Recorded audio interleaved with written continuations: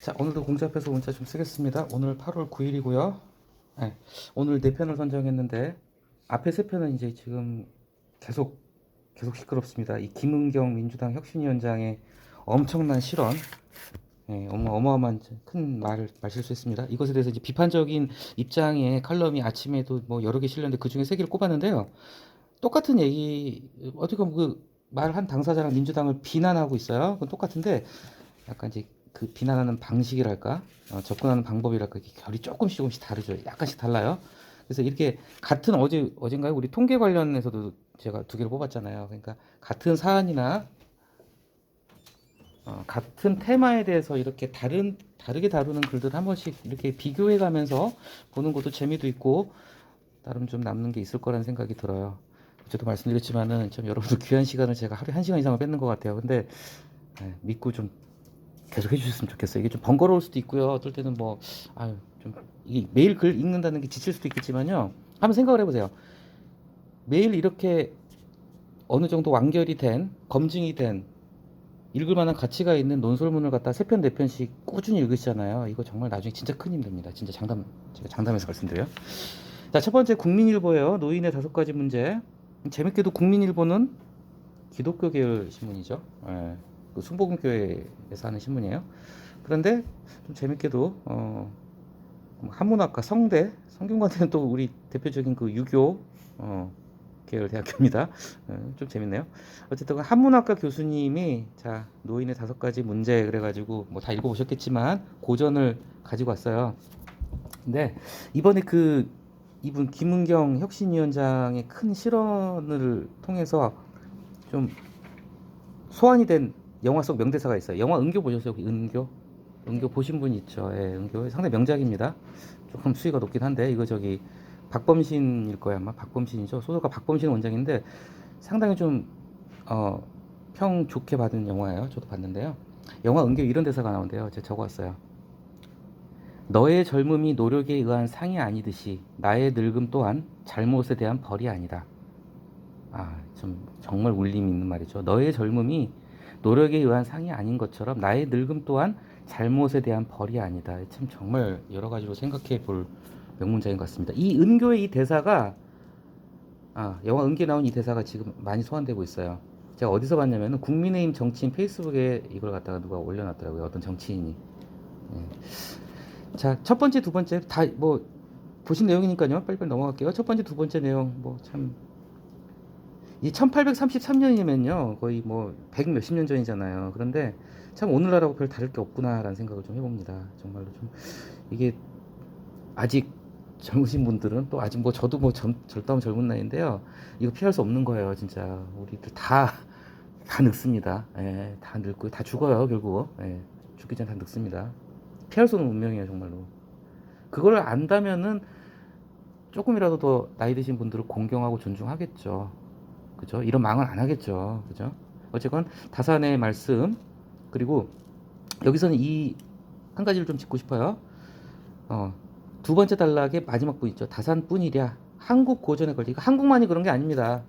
전 세계적으로 어떤 우리가 고전이라고 일컫는 그게 뭐 소설이 됐건 뭐 어떤 문학 작품이 됐건 철학서가 됐건 학술서가 됐건 모든 분야에 있어서 우리가 고전의 반열에 오르는 명저들 뭐 예술 작품 다 마찬가지죠. 책만이 아니라 뭐 문학만이 아니라 미술도 그렇고요. 음악도 그렇고요. 걸작은 다 죽기 직전에 나옵니다. 이건 정말 맞는 말이에요. 뭐 베토벤도 그렇고요. 모차르트도 그렇고요. 유명한 음악가들도 뭐 젊은 시절에 명곡을 뽑아내기도 하지만 진짜 연륜에서 경험에서 마지막에 그 지혜와 영감이 포텐 터뜨리는 거는 결국은 죽기 직전이라고 봐야 돼요. 사람은 늙었을 때 노년에 나오는 거죠. 그렇죠? 그리고 꼬집죠. 이 다산 정약이라는 이 대학자의 발언을 노방으로 치부한 젊은이들 이름은 전하지도 않는다. 그렇죠? 자, 또 그 두 다음 달 연결해서 두 다음 달락이 좀 생소한 이름인데 저도 처음 봤어요. 유영하라는 분. 그러니까 이런 걸 통해서 또 이렇게 좀 한 가지씩 배워가는 거예요. 우리가 흔하게 잘 접하기 어려운 고전에서 유명한 문장들을 갖다 이렇게 배울 수 있죠. 노인의 5가지 문제. 자, 이게 뭐냐면 노인의 5가지 문제가 굉장히 뭐 노망, 노욕, 노혼, 노금, 노피 다 읽어보셨죠? 자, 이게 역설이에요. 이게 정말 노인에 대한 우리 사회의 정말 잘못된 편견에 쉰 이 말들. 자, 중요한 건 뭐죠? 그러니까 세 번째 단락의 중간 아래 부분 볼게요. 자, 이 노망, 노욕, 노혼, 노패, 노겁의 정실체가 뭐냐면요. 자, 노인은 먼 훗날을 내다보고 염려하는 거고요. 그쵸? 그리고 그리고 인생의 지혜가 담긴 격언을 말하는 거고요. 또 말을 아끼는 거고요. 행동을 조심하는 거고요. 그렇죠. 오히려 이게 지금 역설적으로 보여주는 거예요. 어떤 우리 어르신들, 노인들에 대한 어떤 그 진짜 본 모습은 이런 거다. 그리고 이제 네 번째 단락에서 이제 다음 이제 이 문장 구조를 먼저 얘기할게요. 이제 이 노인에 관련해서 다루는 세 글이 각각 좀 다른 특색을 보이고 있는데 이 글 같은 경우는 한문학과 교수답게 다산에 대한 에피소드로 두 단락, 그 다음에 유형아라는 분이 말씀하신 이 노인의 5가지 문제로 두 단락을 썼어요. 그리고 마지막 단락에서 딱 한 단락으로 김은경에 대한 독설을 날립니다. 이 김은경에 대한 그러니까 모든 글은요, 소설만 그런 게 아니라요. 소설도 그런 것 같아요. 소설이나 영화는요, 잘된 영화나 소설은요, 마지막 5분, 마지막 10분 클라이맥스를 그냥 빌드업이라고 그래요. 기승전, 처음에 시작 발단부터 전개되는 게 마지막 5분, 10분의 관객의 카타르시스 즐거움을 위해서 빌드업을 하는 거예요. 잘된 글도 뭐냐면은 마지막에 클라이막스, 기승전결, 결을 위해서 쉽게 하면 밑밥을 까는 거예요. 이렇게. 좀 다소 길다 싶게 다산의 이야기, 유영아 옛날 이분의 이야기를 갖다가 길게 쓴 이유가 마지막 단락에서 김은경을 갖다 혹독하게 비판하기 위해서 이제 가져오는 겁니다. 자, 그런데 특히 이제 첫 번째, 두 번째, 세 번째, 네 번째 단락을 좀 이렇게 유심히 봐야 될 게 뭐냐면요. 자, 어떻게 보면 우리 사회 전반에 만연해 있는 노인 폄하, 노인을 무시하고, 심지어 조롱하기까지 하는 그런 잘못된 문화를 비판하는 어떤 무기가 여러 가지가 있을 텐데요. 이분은 어떤 그 노인의 5가지 문제가 지금 노인에 대한 편견이잖아요. 이 편견을 갖다 깨기 위해서 뭐 어떤 논리를 가져왔죠? 어떤 수단을 가져왔죠? 노인만 그런 거 아니다. 젊은 애들도 정신 못 차리고 망나니 같은 애들 더 많으면 더 많아지 솔직히. 그쵸? 그런 얘기를 하고 있어요. 젊은 사람도 조심해야 되는 거고 이건 누구나한테 다 있을 수 있는 거예요. 노인 중에도 나쁜 사람이 있을 수 있고요. 젊은 애들 중에서도 싸가지 없는 애들 많아요. 유독 노인만 문제 삼는 건 정말 잘못된 편견이다. 뭐 늙어서 그렇다. MZ세대라서 그렇다. 이게 잘못된 편견이다. 그리고 자, 이 글의 초점은 노인 폄하에 대한 문제점을 지적하는 글이지만요. 중요한 거는 이거 상당히 좋은 표현입니다. 개인의 경험, 주관적 감정, 소수의 사례 이런 거는 따로 스크랩해둘 만한 표현이에요. 자, 개인적 경험, 주관적 감정, 소수의 사례. 여기서 뭐가 나오냐? 바로 세상을 제멋대로 재단하는 성급한 일반화의 오류가 나온다는 거. 이런 게 바로 건질만한 문장입니다. 이런 건 나중에 쓸 수 있는 문장이에요. 저작권 없어요. 이런 건 그대로 써도 됩니다. 자, 좁은 소개만 믿고 세상이 전부 그런 줄 알면 곤란하다. 그래서 마지막 단락에서 자, 길게 얘기한 결론을 지었죠. 뭐 이 세 글 다 그렇지만은 제가 보기에 이 김은경 혁신위원장은 장수할 겁니다. 제가 보기에 오래 살려고 그런 것 같아요. 일부러 오래 살고 싶어서. 그래서 문제가 많다는 걸 지적을 했죠. 자, 그리고 마지막 문장인데 참 이게 좀 끄덕끄덕 공감이 가시죠. 그쵸? 그래? 네 말대로 치자면은 그래. 이렇게 하자. 국가유공자 군필자 한 표씩 더 주지 뭐. 애 한 명 더 나면 한 표씩 또 더 주고 그래. 뭐 전과자는 한 표 깎자.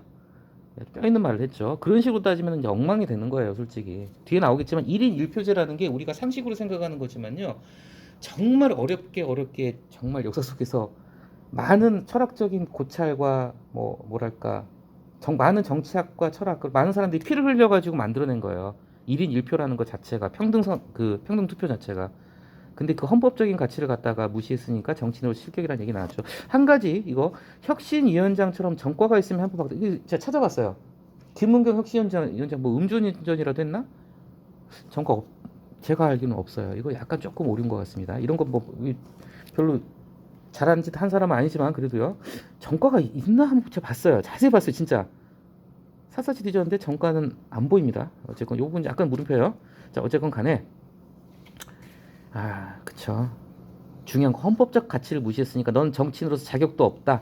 국민적 분노, 공분을 일으키고 신뢰를 잃은 마당에 자, 지금 이 민주당 혁신위원장이란 자리가 무슨 자리냐면은 민주당 스스로 지금 뭐 코인 남국 사태 벌어지고 뭐 돈봉투 사태 벌어지고 민주당 지금 답이 없어요 지금. 그러니까 내년 총선 이렇게 가다가는 자기들도 망하겠다 생각이 드니까 나름대로 이제 우리가 뭐 흔히 하듯이 비대위처럼 이렇게 혁신위원회라는 걸 조직해서 당을 좀 쇄신을 하겠다. 그래가지고 얼굴마담으로 앉혀놓은 사람이에요.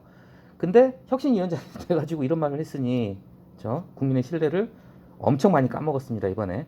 마지막 문장이 명언이죠. 혁신? 야, 웃긴 소리지만 니네 혁신 이미 글렀다. 네. 굉장히 나를 선 비판을 하고 있습니다. 그래서 이 글에서는 좀 우리가 다시 한번 좀 감성적으로 좀 생각해 볼 부분도 있는 것 같아요. 네, 다산의 일화 그리고 이 유형아 이분의 말씀 그리고 이렇게 글을 우리가 풀어가는 써가는 과정도 좀 이렇게 분석적으로 봐야 될 필요가 있는데 앞에 내달라고 해서 약간 좀 장황하다시피 길게 이렇게 고전 옛분들의 말씀을 갖다 얘기하고 마지막 달라고 해서 그냥 강하게 딱 한 큐로 비판을 한 거. 그리고 비판을 하는 어떤 스킬에 있어서도 좋다. 네 논리대로 해보자면 네 논리대로 하자면은 그래 뭐 군대 갔다 오면 한 표